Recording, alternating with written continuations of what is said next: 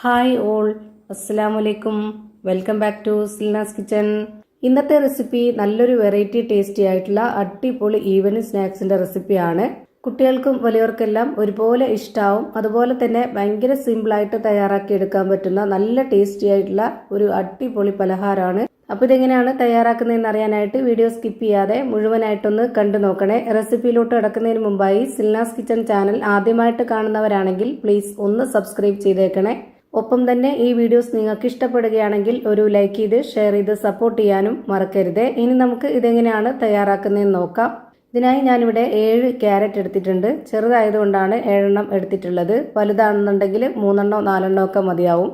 ഇതിന്റെ തൊലിയെല്ലാം കളഞ്ഞതിന് ശേഷം നല്ല പോലെ കഴുകിയിട്ടാണ് എടുത്തിട്ടുള്ളത്. ഇനി ഇതൊന്ന് കട്ട് ചെയ്തെടുക്കണം. കട്ട് ചെയ്തെടുത്തതിന് ശേഷം നമുക്ക് കുക്കറിലിട്ടിട്ടൊന്ന് നല്ല പോലെ വേവിച്ചെടുക്കാം. വളരെ കുറച്ച് വെള്ളം വെച്ചതിന് ശേഷം ഇത് നല്ല പോലെ വേവിച്ചെടുത്തിട്ടുണ്ട്. ഇപ്പോൾ ഇതാ കാണുമ്പോൾ തന്നെ അറിയാം എത്രത്തോളം വെന്തിട്ടുണ്ടെന്ന്.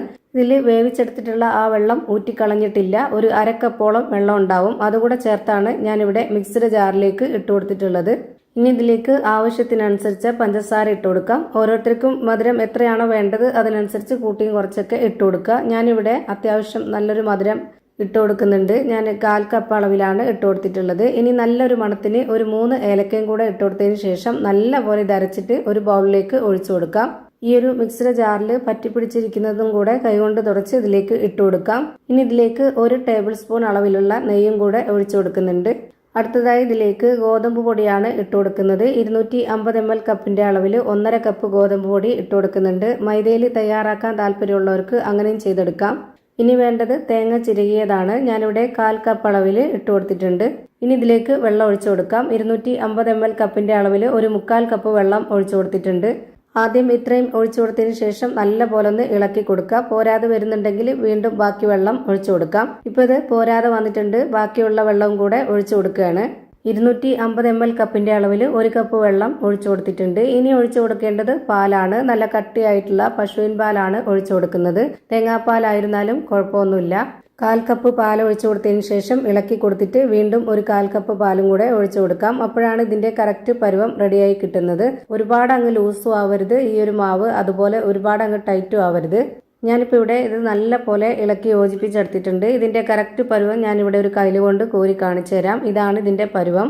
മാവിന്റെ ഈ ഒരു പരുവം കറക്റ്റ് ആയിരുന്നാൽ മാത്രമേ നമ്മൾ ചുട്ടെടുക്കുന്ന ആ ഒരു പലഹാരം കറക്റ്റ് പരുവത്തിൽ കിട്ടുള്ളൂ. ഇനി ഇതുപോലെ കുറച്ച് കുഴിയുള്ള ഒരു അപ്പച്ചട്ടിയാണ് വെച്ച് കൊടുത്തിട്ടുള്ളത്. അതിലേക്ക് കുറച്ച് നെയ്യ് ഒഴിച്ചു കൊടുക്കാം. നെയ്യ് ചൂടായി വരുമ്പോൾ ഇതുപോലൊരു സ്പൂൺ അളവിൽ 1 സ്പൂൺ വെള്ള എള്ള് ഇട്ട് കൊടുക്കുന്നുണ്ട്. ഇത് നല്ല പോലെ പൊട്ടി വന്നു കഴിഞ്ഞാൽ പിന്നെ നമ്മൾ ഇതിലേക്ക് ഇട്ട് കൊടുക്കേണ്ടത് തേങ്ങാക്കൊത്താണ്. ഈ ഒരു വെള്ള എള്ളും തേങ്ങാക്കൊത്തും കൂടെ ഈ നെയ്യിൽ നന്നായിട്ട് ഒന്ന് മൂപ്പിച്ചെടുക്കാം. അപ്പോൾ നല്ലൊരു മണമാണ്. എന്നതിന് ശേഷം ഞാനിത് വേറൊരു പാത്രത്തിലേക്ക് മാറ്റുന്നുണ്ട്. എന്നിട്ട് ഇതേ ചട്ടിയിൽ തന്നെ ഞാനിവിടെ മാവ് ഒഴിച്ചു കൊടുക്കുന്നുണ്ട്.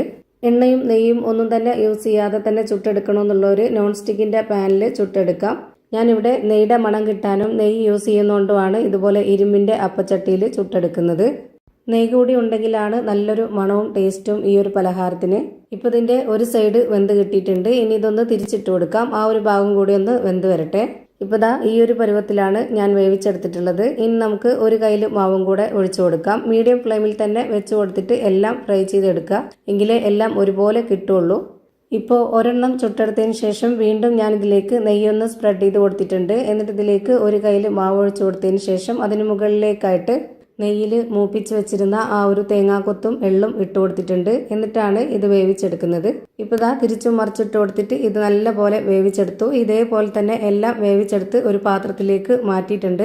നല്ല സോഫ്റ്റ് ആയിട്ടുള്ള പഞ്ഞ് പോലെ ഒരു അടിപൊളി പലഹാരമാണ്. എന്തായാലും നമ്മുടെ കുട്ടികൾക്കൊക്കെ ഇഷ്ടാവും. വീട്ടിൽ വരുന്ന ഗസ്റ്റുകൾക്കാണെന്നുണ്ടെങ്കിലും നല്ല ഇഷ്ടാവും.